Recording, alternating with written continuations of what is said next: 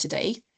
We have 4 different speakers contributing to this hour-long session, so it will be quite fast-paced and everyone will need to keep to time. So we have presenters who will talk about ethical research practice in Scotland, Canada and Nepal. Despite our best efforts, it's actually really challenging to schedule a webinar that works across the time zones of those 3 countries. So the Canadian contribution will be in the form of a recorded conversation. But there will be an opportunity at the end, hopefully time permitting, for you to ask questions of the other 3 speakers. So as we go through, please do put those in the chat and hopefully we can pick up some of those at the end. Just a couple of housekeeping things as well. So please do keep your mics off, keep them on mute unless you do want to ask a question at the end, just to keep the background noise at bay. And we are going to be recording this webinar. I think Katrina is going to start recording, hopefully. Oh, she has already. That's great. So just so you're aware of that, and keep your camera off if you don't wish to appear in that recording, which will be shared in other places after the webinar today. So I'm going to share the presentation material, and I'm going to hand over now to our first speaker, Katrina Mallows, who works with me at the Centre for Matter Studies, and is going to talk about ethics with Scotland's community landowners, representation, trust and collaboration. So just bear with me while I get the presentation up. Thank you, Ros. And hi, everyone. Good morning. Brilliant. So is that Thank okay? you. Can you see that? Yep. Great. That's perfect. Thanks. Yes, good morning, and thanks everyone for coming. Today I'm going to be talking about a project that explored ethical research engagement within Scotland, specifically working with community landowners, so communities that own land in Scotland. And I'm just going to be talking about a specific research project that I worked on that asked a fairly simple but important question: how can research move beyond institutional ethics requirements and become genuinely beneficial, reciprocal and sustainable? So I'm going to introduce the project very briefly. I'll talk a little bit about community land ownership for those who don't know too much about it, some of the findings within the research project, and some highlighted next steps. So next slide, please, Ros.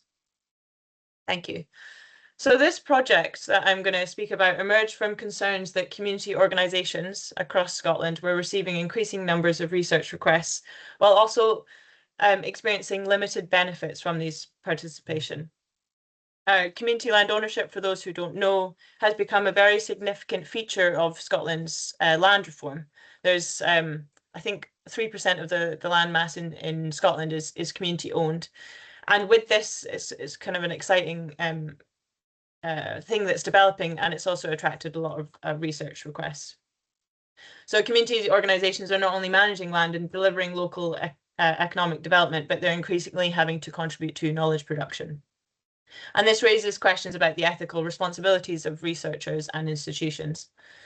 A previous survey conducted a couple of years ago identified significant dissatisfaction with research engagement, with respondents, so community landowners, many of whom are volunteers, receiving large number of requests from researchers and communities, often feeling that they had little influence over these requests and the research methodologies in use.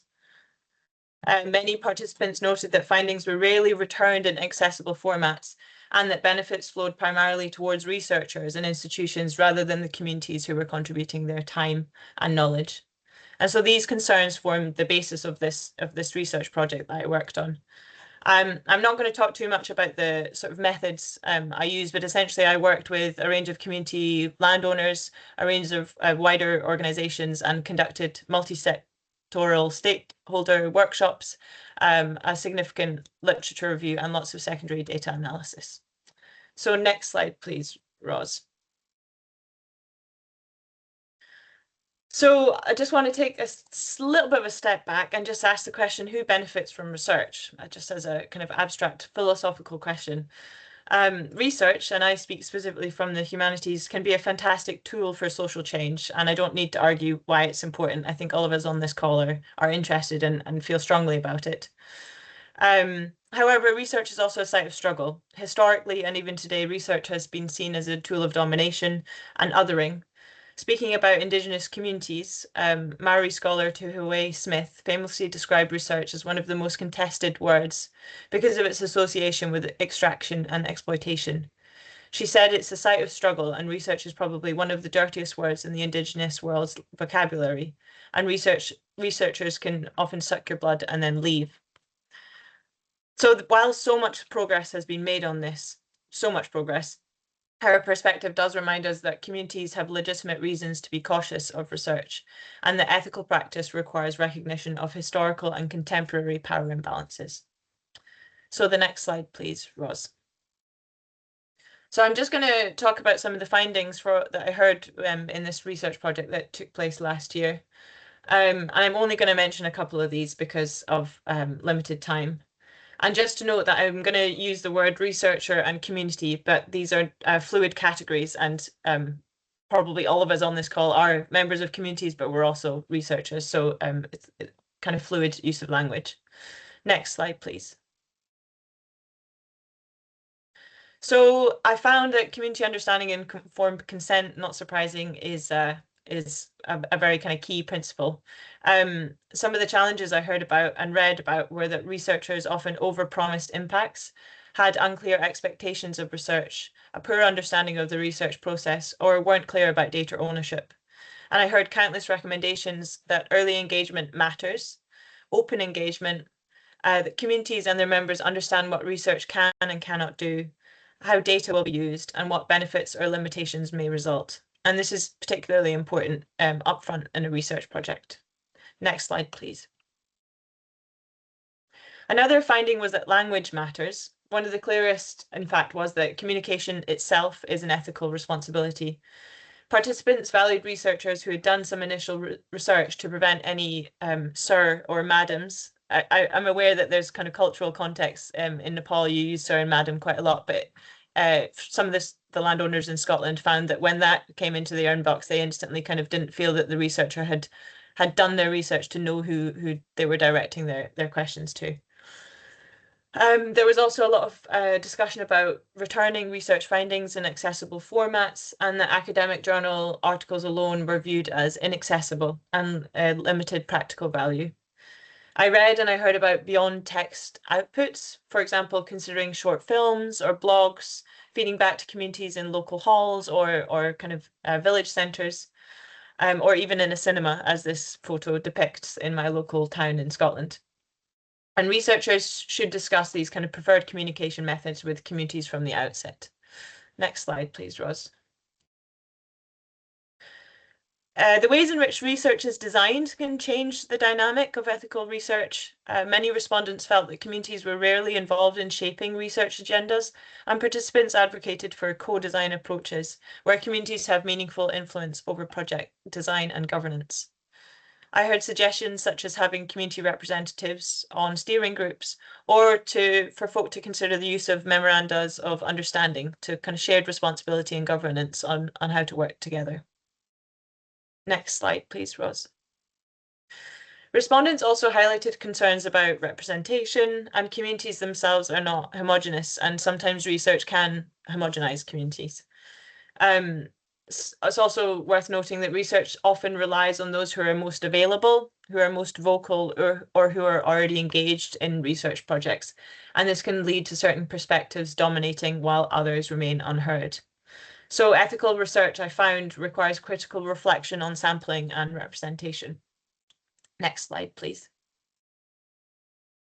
There were also findings around capacity, research fatigue, and discussions around exchange or reciprocity. For example, many community organisations simply lack the time and resources to engage extensively with research, and participants emphasise that community capacity and recognising the limited amount of capacity communities have is actually an ethical responsibility. So also considering when interviews and fieldwork happens and if that fits with the community's timetable is key. Research becomes easier to justify when clear benefits exist for the community, although I recognise that not all research has to benefit communities, but it's an important standpoint. And when communities are appropriately compensated or supported. So I heard recommendations about providing financial compensation for people's times, or potentially exchanging goods, or of researchers actually volunteering their time when they're in place in communities. This doesn't always have to be the case, but these are some of the best practice principles that I heard about. Next slide, please. Thank you. Unsurprisingly, trust was highlighted as a key principle of ethical engagement. And trust, as we know, develops slowly through ongoing engagement, transparency about intentions, and a demonstrated commitment to communities beyond data collection. And participants emphasize that meaningful relationships can't be built within short timeframes. But these funding deadlines lead to me to my next point. So next slide, please, Roz. It's about power, actually. I really learned that there's a lot of pressure and power from institutions placed on researchers, which influence or constrain their ability to conduct ethical research.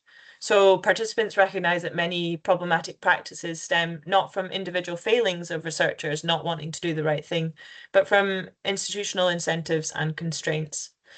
Researchers often want to engage ethically, but lack the time. They sometimes lack the funding, the institutional support. And there are also cultures of publish or perish, as we see in lots of universities globally. There's short-term contracts, there's competitive funding, and there's limited time. So sometimes it does take a researcher swimming against the tide to do the right thing. But they often do. And research, of course, is a very wonderful collaborative thing in many instances, and we do see good practice happening. Next slide, please, Roz. So just wrapping up, in conclusion, this research project found that there were various key principles to support ethical research. And these include trust, transparency, reciprocity, good communication, considerations about representation, shared governance, respect for capacity, community capacity, reflexivity, and a consideration of things like the supporting mechanisms to engage participation, having memorandums of understanding or steering groups, having more training for researchers in ethical engagement, and having more flexible funding structures. Next slide, please, Roz. So just to wrap up, this project, I'd be happy to talk about at a later date in more detail with folk. It really highlighted that ethics is actually always constantly in negotiation in research projects. And it's often in negotiation by a number of people and a number of entities, whether that be individual researchers or institutions or funders or communities. And ethics is not actually also a form, or it's not a one-time event. It's a relationship that evolves constantly and that it requires care and reciprocity. So the project concludes that ethical research can't be guaranteed through institutional procedures alone. And some of the most important ingredients of ethical practice are trust, reflexivity, communication, reciprocity, and sustained relationships. And so my final point is just that if community land ownership, or indeed other forms of community-based research, is to remain productive and welcomed, researchers, universities, funders, communities must continue to work together to move beyond sort of seeing ethics as just procedural to genuinely collaborative knowledge production. That's the end of my slide. Maybe just last slide. I think I've got a thank you. Just thanks to those who contributed to the project. Thanks to the funders. It was funded by Safari Gateway and Scottish Government. And thanks to you all for listening. I'm aware that I've not spoken about ethics in a sort of biosphere capacity, but I hope that some of the findings are relevant. So thanks very much. And thanks, Roz, for sharing your slides.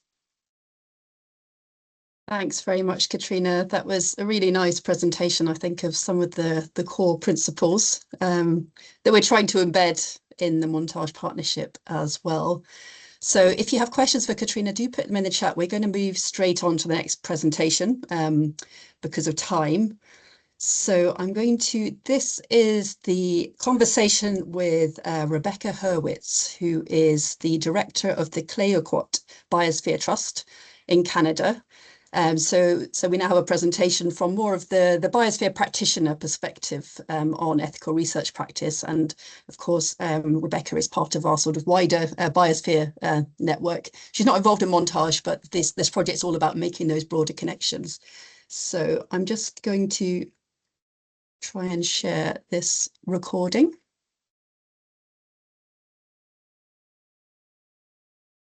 Whilst Roz is doing that, please note that some of the captions in the video aren't correct. So bear that in mind as you're watching. Thank you. Okay, so you should see a horrible black screen, but hopefully this will now play. So enjoy. My name is Rebecca Hurwitz, and I'm the Executive Director of the Clayoquot Biosphere Trust, and joining you today from Ukulafat territory on the far west coast of Vancouver Island in Canada. The Clayoquot Biosphere Trust is located on Vancouver Island. We're a UNESCO Biosphere. We were designated in 2000. And we follow the NGO model of UNESCO Biosphere, so have this nonprofit as the sort of upholding the spirit and intent of the biosphere designation and convening the region. And our board is made up of 5 Nuu-chah-nulth nations, as well as 2 municipalities and a regional district. And so it's that regional governance model of bringing together all the folks in the region. There's less than 10,000 people that live in our biosphere. It's about 350,000 hectares, to give you a sense of size. And we don't have any universities within the biosphere. And so our engagement with researchers is really from that point of them coming to visit from outside the biosphere. Thank you.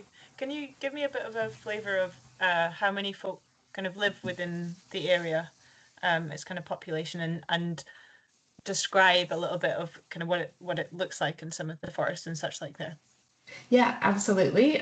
We are a rural and remote biosphere in the Canadian context. I would say we're about 2.5 hours from the nearest major city. And so folks arrive to the biosphere most often by a long, windy road and arrive in the coastal temperate rainforest. So that's what really attracts folks to visit our biosphere. And I think people who live here are really connected to place through activities like surfing and hiking, a lot of outdoors activities. Tourism is our sort of biggest economy. And so we have a lot of, less than 10,000 people who live here year round. We have a lot of seasonal workers who come to support tourism throughout the summer. And then we have a lot of visitors throughout mainly the summer season, although more and more distributed across the year. At least 700,000 visitors a year, and some people say up to 1 million. So it just depends which count you use. And we have a national park as our core area, one of our core areas of the biosphere. And so that park it's actually the 3rd busiest national park in Canada. And so that's part of, tells you a bit more about our wonderful natural environment that is drawing people to the West Coast. I was wondering if you could talk a little bit about research within the biosphere and how you manage that, your approach. What's that like? Yeah, absolutely. As I said, we don't have a university in the biosphere, and we don't have any single strong research affiliation or partnership. We work with researchers from many universities and lots of students who have an interest in the region, as well as local organizations who have research programs or agenda. Lots of organizations focused on different species, such as gray whales, say, developing their own research. Our approach is maybe less so to focus on management and more so supporting and connecting researchers with community. For us, it's really important that research is aligned with community priorities. And I would say in the past, especially Clayoquot Sound is really well known for land use decisions and for folks standing up for the need for conservation of the coastal temperate rainforest.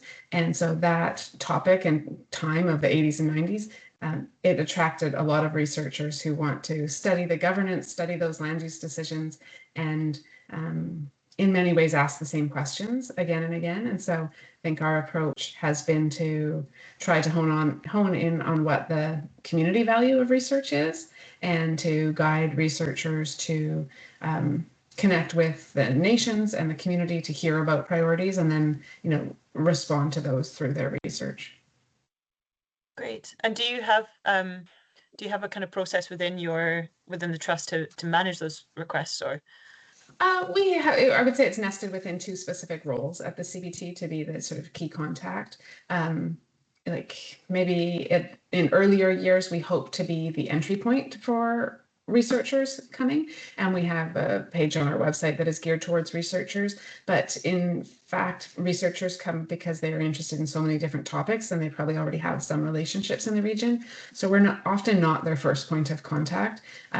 We do hope that for the nations that we work with, that they would be see us as an asset in engaging or pointing a researcher towards talking with us as a first point of contact, so that hopefully we can share some history of the region, to share what's working well from a regional perspective, and guide them a bit and take some of that work off of the folks in the nations who find themselves so busy and inundated with these kinds of requests. Great, cool. I was wondering if you could talk a little bit about the standard of conduct for research in Northern Berkeley and Clayoquot Sound.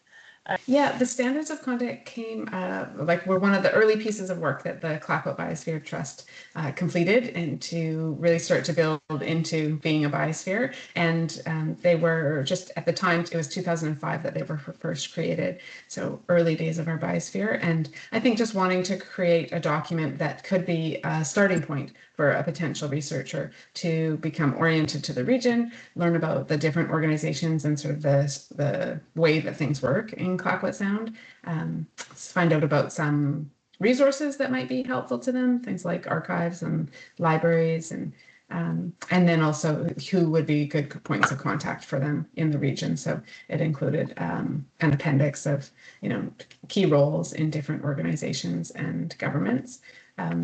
I would say in recent years, we haven't maintained it as much as I think we could.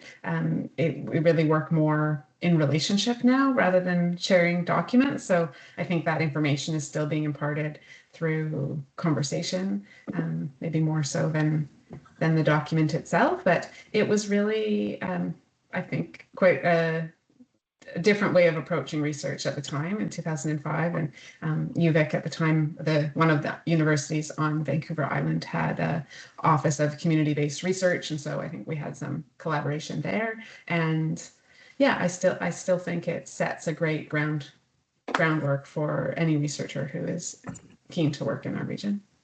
We don't do a lot of primary research ourselves.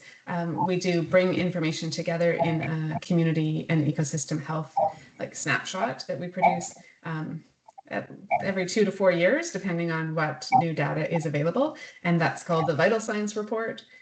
We also do the living wage calculation for our region. So just trying to track the cost of living in our region, and that's become a really great tool locally. But as far as setting a research agenda or research for the Church Trust, we work mainly with a committee of folks who are volunteers from our region who have an interest or an expertise in research, environmental research, could be social research. They come together on this committee, which we call the Research and Environment Committee. And it meets a couple of times a year. And in addition to being the UNESCO Biosphere organization, the Clayoquot Biosphere Trust is also the local community foundation. And so we have funding in place to support, through small grants, research, as well as community development projects. And so the Research and Environment Committee is the place where research proposals and grant requests are reviewed and discussed at this table of folks from all across the region, and then funding is allocated through that group as well. And so it's really to them that we look to set the community research priorities. And we want to have an impact on the conservation of the region. So we're hoping to have learning that helps us to apply how we can better manage the region, or look at things like species at risk or conservation priorities. But that's sort of the big overarching lens of things. And within that, the committee sets the direction. And really, each of the communities that we work with, or each of the nations, have their own research priorities and interests. And within those, especially within the nations, each family can have their own research priorities, or each house of a chief could have its own research interests and priorities. And so we just try to be sort of scanning and looking for the fit, I would say, and the relevance of the work that is coming to us as an opportunity. Great. That's really, yeah, cool to hear. I was wondering if you could provide some reflections for those who want to conduct research in places, particularly in biosphere reserves, some kind of good practice that you have seen, or some things you would really recommend researchers kind of think about, perhaps before conducting work. Yeah, absolutely. I think some of the strongest research, like most long-term research we've seen in the region, is really relationship-based. So starting from a place of just getting to know a community and finding the people that are interested in the same things that you're interested in, and listening for those priorities.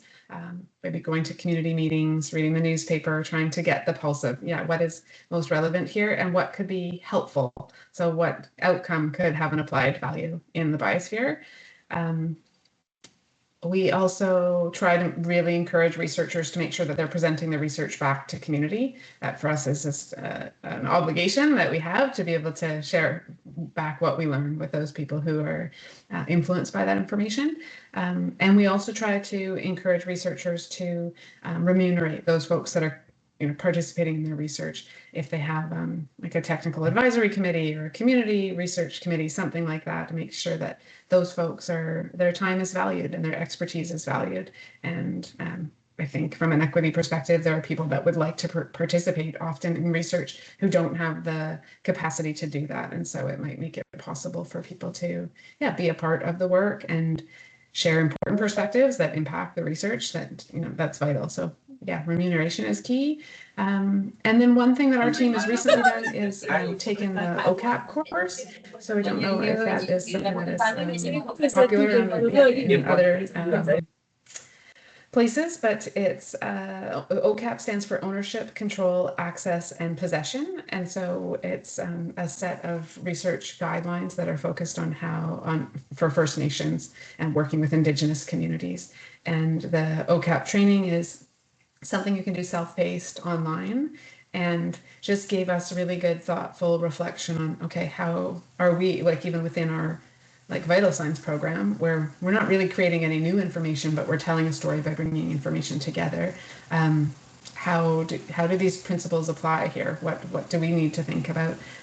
We also have a research library and archive at the Biosphere, and so again, what data are we holding? What community knowledge are we holding? How do we ensure access to that? Where should it be held? It really gave us a good starting point for reflection, and I think we have a lot of opportunity to build on that and incorporate it into our work moving forward. I think it's just really important always to consider how community is engaged, and to make sure that that isn't an extractive process, but really that research is adding value and contributing to community. And so, I think that that's something that biospheres are really prone to doing. That's what makes us a biosphere different, is that we have this capacity. And so I hope that something we're highlighting about our own sort of the value that we add to a region that wouldn't otherwise, if it weren't a biosphere, then there's a missed opportunity. So I hope we hear that as both like a call to action and a reminder that we're in this for a good reason and providing benefit to community. Great, perfect way to end. I'm going to stop recording just now. Thank you so much. Yeah, no problem. That was a fun.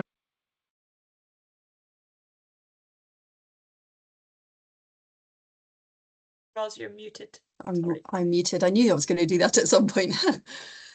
Thank you very much to Rebecca and Katrina for that conversation. Unfortunately, as I said at the beginning, Rebecca couldn't be with us in person due to the tricky time difference, but Katrina might be able to pick up on any other points related to that conversation, and you've added some links to the chat there related to some of the points that Rebecca raised. Really good to hear, I think, the perspective from the communities and the biospheres after the general principles we heard about at the beginning. So, oops, I'm going to just close that down. I'm going to move straight along now. So do put any comments in the chat, but straight along to the next presentation.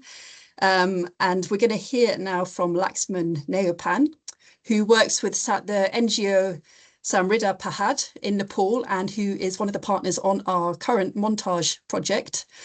So he's just come back from the field, actually, from the Kanchenjunga Conservation Area, where he's been doing work with communities there.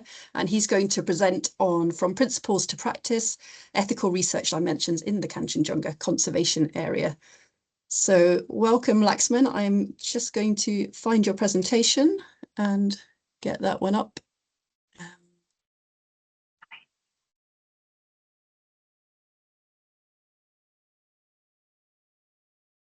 Are you in this, Laxman? Okay, good afternoon to you all and namaste. As Laxman's already, Dr. Roos has been giving some introductions. Well, actually, what I heard previous from Canada, that was already done in Biosphere Reserve, but this is how we have been conducting principle and practice of this research in Kanchenjunga area. But that, as we are not going to talk about what we have been done, what is the results of the Biosphere Reserve Montage research, that is a limitation of these presentations. Uh, okay, that's a very brief introductions and KCA backgrounds, Kanchenjunga Conservation Area backgrounds.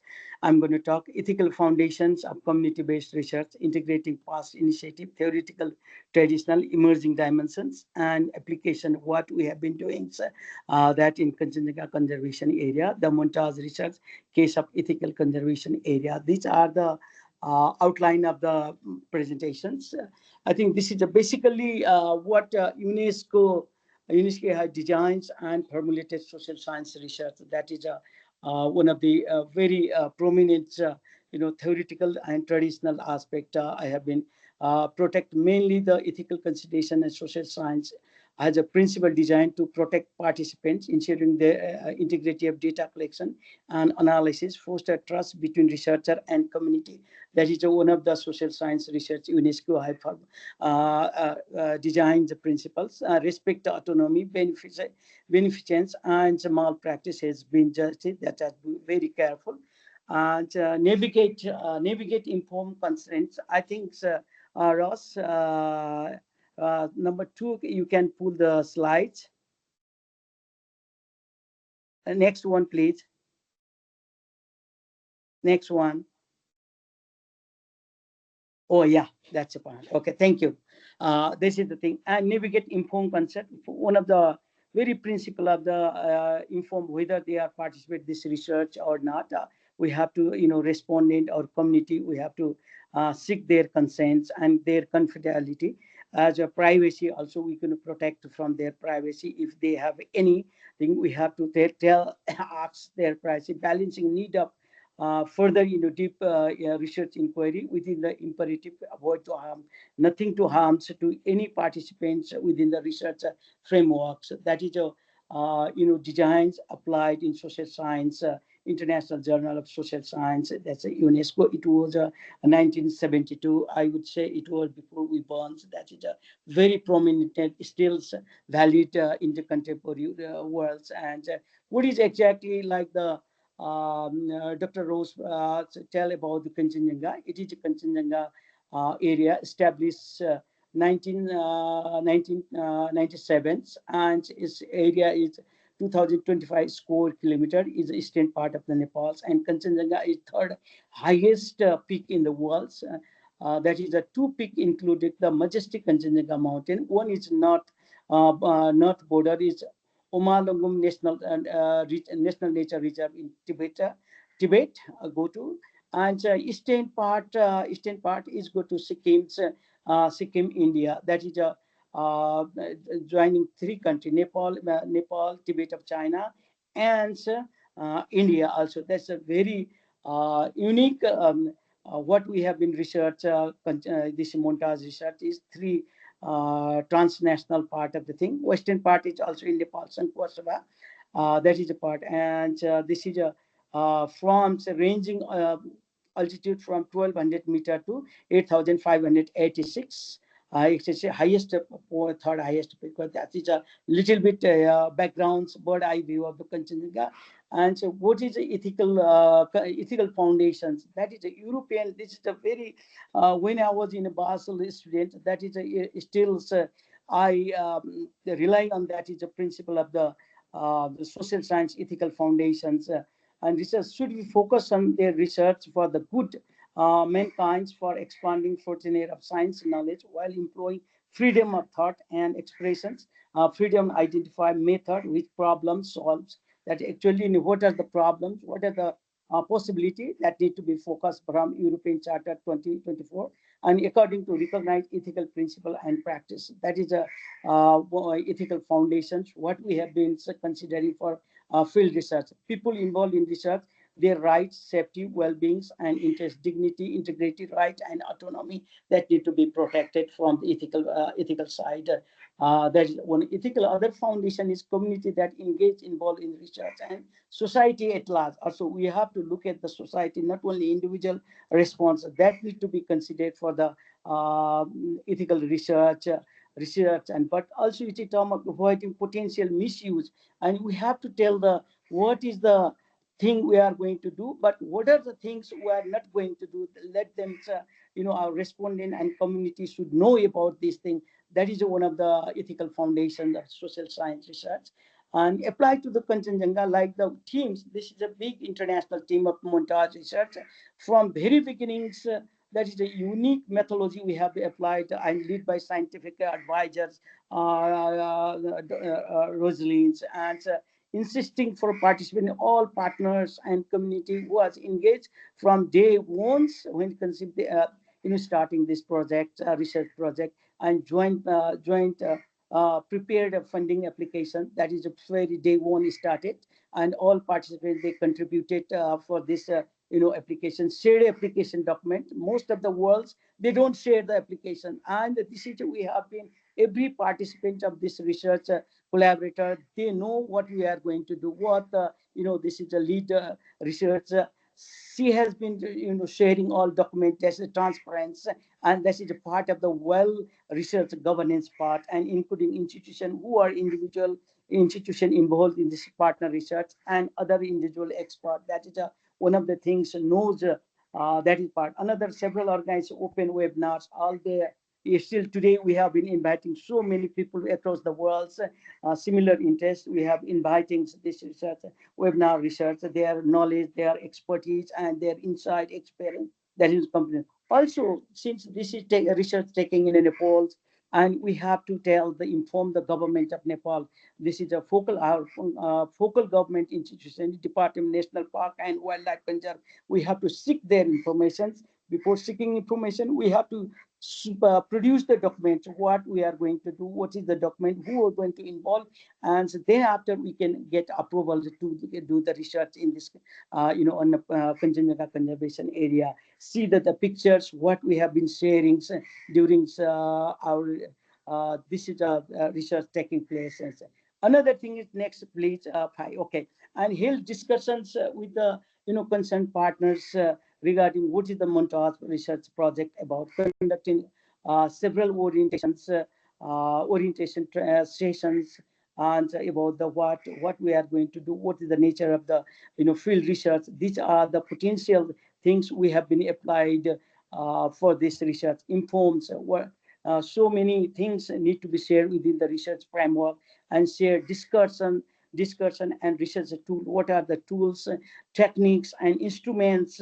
What information we are collecting that we have been shared and informed to all partner as well as the respondents. That is one of the application side, operationalize of the ethical background, so that participants from the demand and supply side, they confident to participate this and share the information.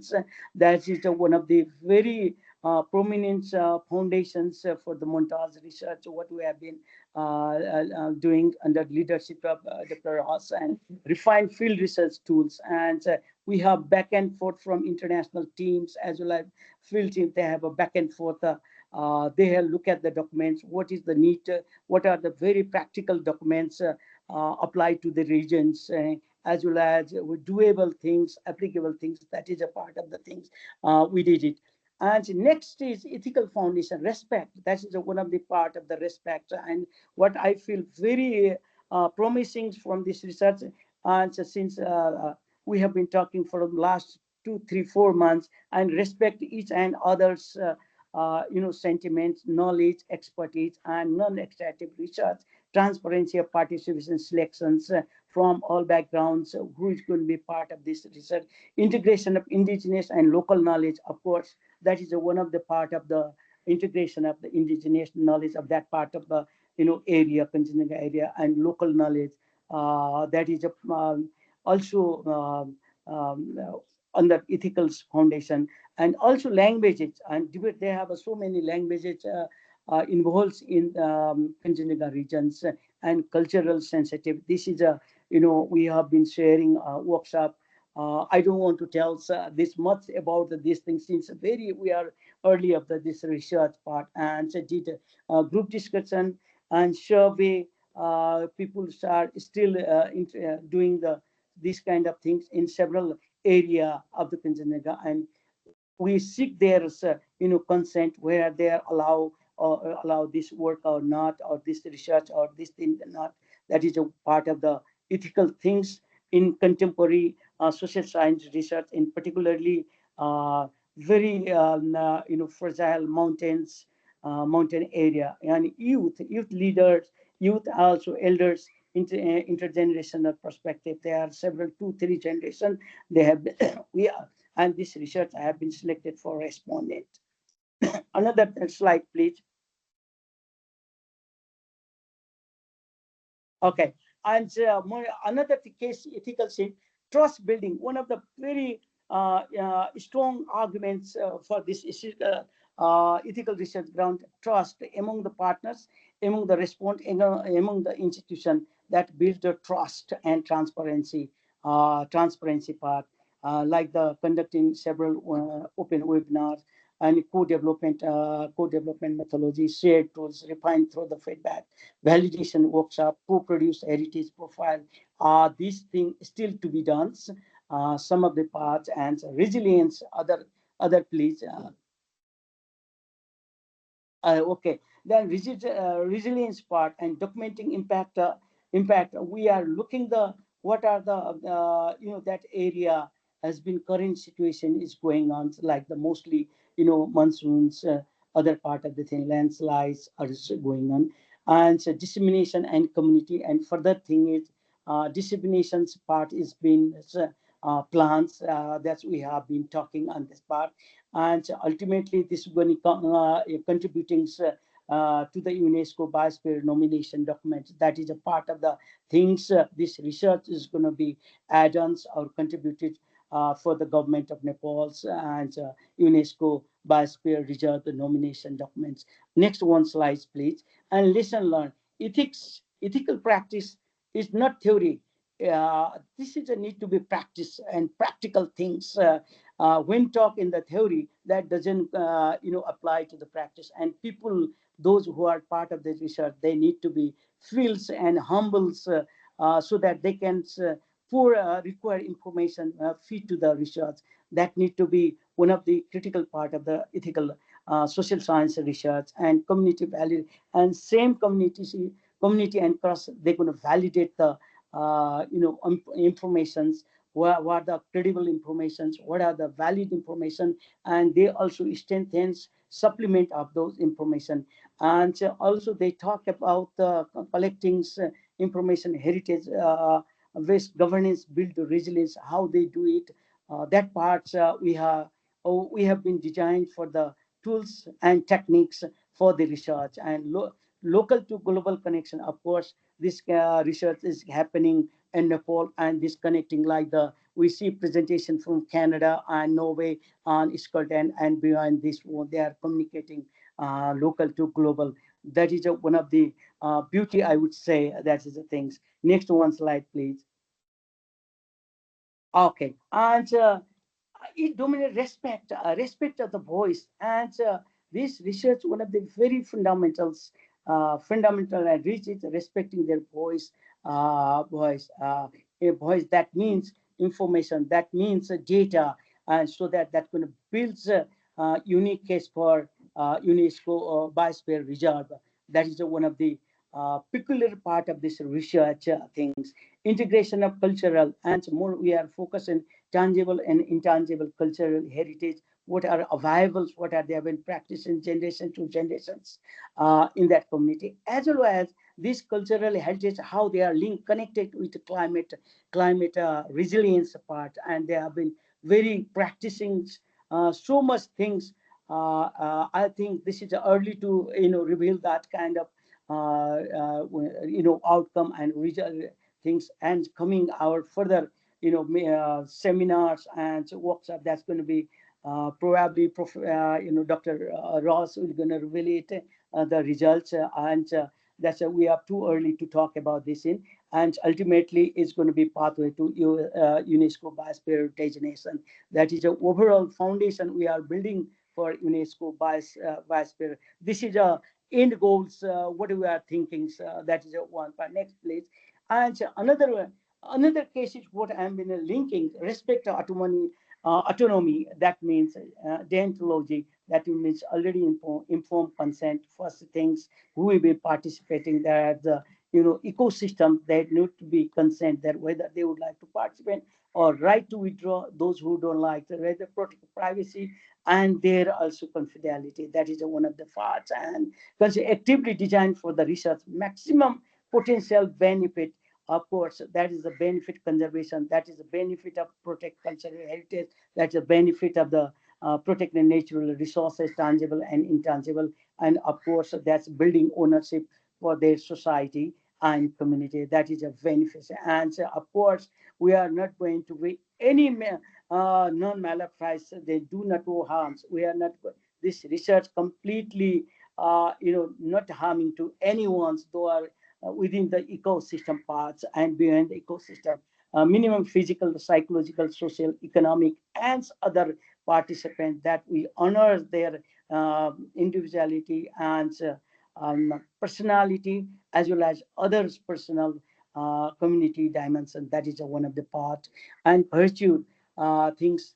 I think with proper ongoing consent, local things, since this research is very and middle of the parts, and we are honoring community parts and also consequences and justify research if lead better climate adaptation and policy adaptation. That is a part, and humbles relaxed cases and region. That is what we have been uh, applied principally during the design of the protocols and instruments. That is a parts, and also they are the similar. I don't want to repeat again, and that's all for what for this times.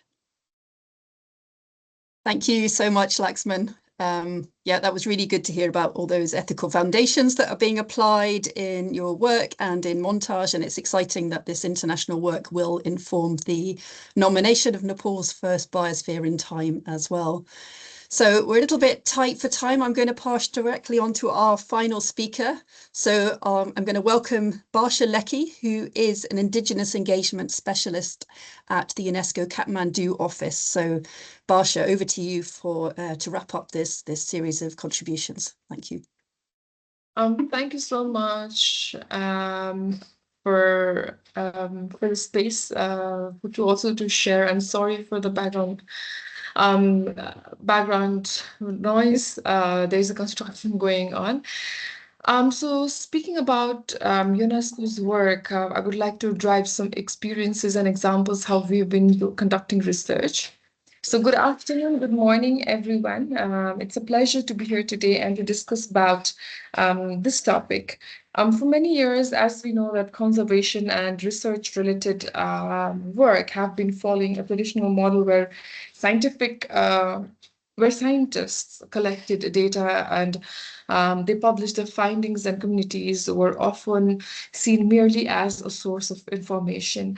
But today, in this contemporary world where we are moving forward with sustainable development goals, and also in this context about biosphere reserve, we recognize that this approach is no longer sufficient, or let's say ethical, because this requires, I mean, more than scientific excellence, it requires respect, transparency, and shared ownership of knowledge, what Catriona just mentioned in the earlier in this webinar. I think one of the greatest opportunities before us is the growing recognition that Indigenous peoples and local communities are not just beneficiaries of research, but they are the knowledge holders and partners in research, right? So with this, I would just like to give you an example of how UNESCO Nepal or UNESCO Kathmandu office have been engaging Indigenous peoples. And I think Kanchenjunga Conservation Area would provide a good example. Rather than relying on external researchers, the project that we did last year in 2025, we trained local community members, teachers, and students to use camera traps and GPS technology while integrating the indigenous ecological knowledge into biodiversity monitoring. It's not biodiversity, but more so wildlife monitoring. So this approach generated a credible scientific data while also strengthening the community's ownership of conservation. So this demonstrates an important principle of ethical research. I mean, I underscore again that communities should not simply participate in research, but they should help shape it. However, despite all this progress, there are some challenges, right? So, in my opinion and in my experiences, the challenges are in governance, how funding cycle, how long-term partnerships are affected. Are impacted and can affect. So another challenge can also be knowledge equity, because sometimes there is a greater recognition for scientific knowledge than indigenous knowledge, despite the generations of observation of knowledge throughout. So there could be the risk, or the challenge of knowledge equity when you talk about research. And the third is translating research into policy. Often these research are standalone product where evidences are gathered for scientific communities, but how do we relate that into policy, and how do the community, or how would community you make use of those researches? That's important. So in Kanchenjunga, again, I would like to give an example about the assessment against the IUCN Green Listing Standards, which was one of the component of the project that we did last year. So it improved, the IUCN Green List Standard encouraged improvements not only in biodiversity monitoring, but also in terms of governance arrangements, stakeholder participation, institutional coordination, and data management. I think it's also important to demonstrate how good governance is not separate from research. I'm saying this because, this allows a research to become to convert these research into meaningful actions. So how we should also see how research can contribute to actions, how research can contribute to community development, and how research can guide the policy framework of a country. Looking ahead, as we're talking a lot about biosphere reserves, I think UNESCO Biosphere Reserve present even a greater opportunity, because unlike traditional protected areas, biosphere reserves are designed around, the interconnected functions, which are conserving biodiversity, promoting sustainable development, and research, education, and learning. So I think this is Biosphere Reserve is an ideal living laboratory for ethical research, because it encourages multidisciplinary collaboration between scientists, governments, indigenous communities, universities, young researchers, like college students.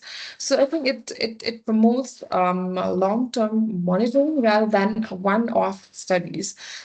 Because also biosphere reserve is like it's a process. It's not like any other designation that UNESCO designates and it's done. It's the work starts when an area is designated a biosphere reserve. If we truly want to have ethical research, we need, I believe, it is important to consider ethical governance as well. The governance, which ensures meaningful participation. So I'm stressing on the word meaningful because sometimes participation is just taken as token, dash number of women, dash number of female, dash number of indigenous peoples, dash number of youth. So it is very important to meaningfully engage people or stakeholders and not just consultation alone. Benefit sharing is also important. Transparency is as already Katriona has mentioned. So, in my view, the future of conservation research does not only depend or determine of how much data we collect, but how we collected it. Whom did we concern? Whom did we consult it, and how would that data would benefit both people and the nature. So I think I would like to close my intervention by just saying that as we move forward to achieving the global biodiversity framework and sustainable development goal, it is important to build governance systems where science, indigenous knowledge, community leadership work together hand in hand, creating long-lasting conservation outcomes. Thank you so much, Ross. Thank you, Barsha. That was perfectly well timed. Thank you for that really interesting presentation. I really like the idea of biospheres as living labs for ethical research. And I think the idea of that quality of research, the quality of ethical practice in research over that quantity of data is important as well. I don't see any questions that have come up in the chat at the moment. So given that we're almost bang on the hour, I think I'm going to close the webinar. But firstly, I would like to thank all of our presenters for taking the time to talk to us today. That's been quite a diverse range of presentations, but I think they do really raise the common themes that we're managing as researchers and practitioners in different areas of the world. So, and I hope that Montage will go on to keep working on some of these issues. And there will be 2 further webinars as part of the Montage project that will take place sometime before May next year. So these will focus more on the emerging findings from the evolving Montage work. So we will send out an email after this webinar asking if you'd like to be kept informed of these other events. So if you're interested, please do let us know so that we are able to contact you and we can hopefully feedback some of our results in the future. But thanks to all our presenters again, and thanks to our audience as well for attending today. And I hope you found it interesting and have a great day. Thanks very much. Thanks, everyone, and thanks, Ross, for chairing. Thank you, Ross. Thanks, everyone. Bye, everyone.